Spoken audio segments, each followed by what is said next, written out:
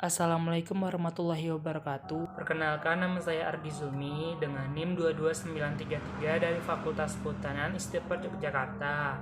Nah, di sini saya akan memenuhi tugas dari mata kuliah yaitu Teknologi Informasi Kehutanan.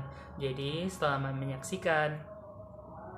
Dalam kesempatan kali ini, saya akan menjelaskan sedikit mengenai contoh aplikasi penginderaan jauh di bidang kehutanan. Nah, di sini kita membahas tentang SIG atau Sistem Informasi Geografis. Nah, apa itu SIG? Sistem Informasi Geografis atau disingkat SIG merupakan salah satu sistem informasi yang sedang berkembang pesat saat ini dan banyak dimanfaatkan untuk analisis dan pemetaan sumber daya alam, termasuk di dalamnya melakukan penyajian data potensi perikanan berbasis data spasial. Nah, untuk di Indonesia, SIG sedikit banyak telah digunakan umumnya untuk bidang lingkungan, khususnya bidang kehutanan. Pada awalnya perkembangannya di Indonesia, SIG hanya digunakan untuk tujuan pembuatan peta, yaitu pembuatan peta-peta digital, tapi saat ini telah jauh berkembang di mana SIG telah digunakan untuk analisis perubahan penggunaan lahan, deforestasi, analisis daerah-daerah rawan kebakaran hutan, analisis habitat suatu satwa, dan banyak lagi yang lainnya. Nah, dalam penggunaan data penginderaan jauh ini mempunyai beberapa kelebihan. Yang pertama yaitu liputan. Citra penginderaan jauh biasanya mencakup area cukup luas.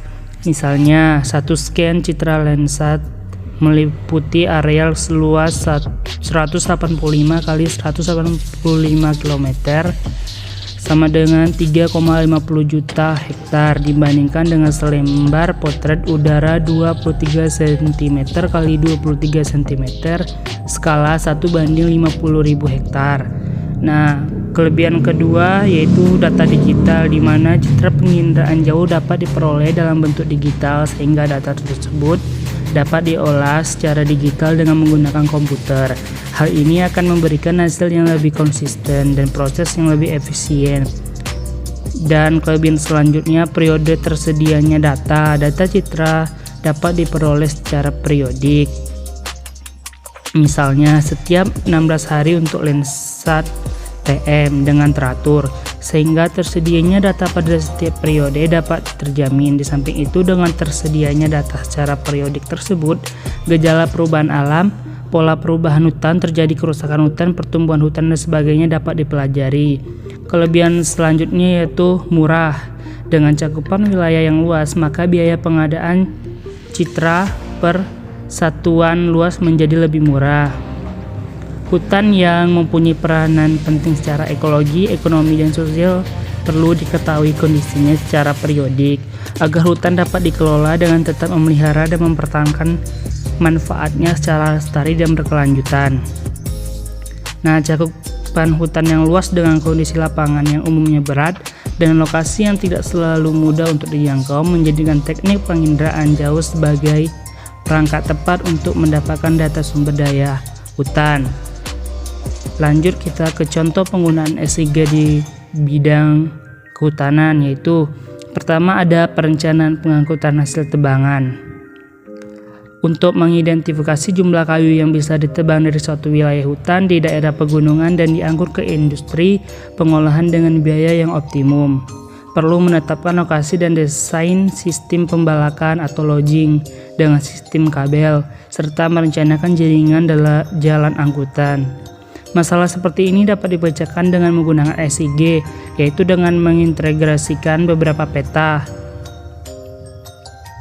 potensi tegakan, peta kelerengan, atau peta topografi dengan model teknis, misalnya parameter desain jalan dan kabel, dan model finansial seperti biaya penebangan dan biaya pengangkutan kayu. Penggunaan SIG di bidang kehutanan selanjutnya itu tata guna hutan.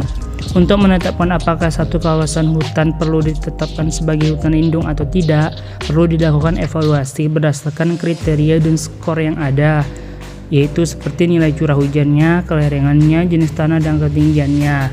Oleh karena itu, dengan SIG ini, peta curah hujan, peta kelerengan, peta jenis tanah, dan peta topografi diintegrasikan untuk mengetahui wilayah-wilayah mana beserta luasnya yang punya skor gabungan sama besar atau lebih besar dari batas yang perlu ditetapkan sebagai hutan lindung, dan wilayah mana yang punya skor gabungan kurang dari batas yang dipersyaratkan untuk suatu hutan lindung.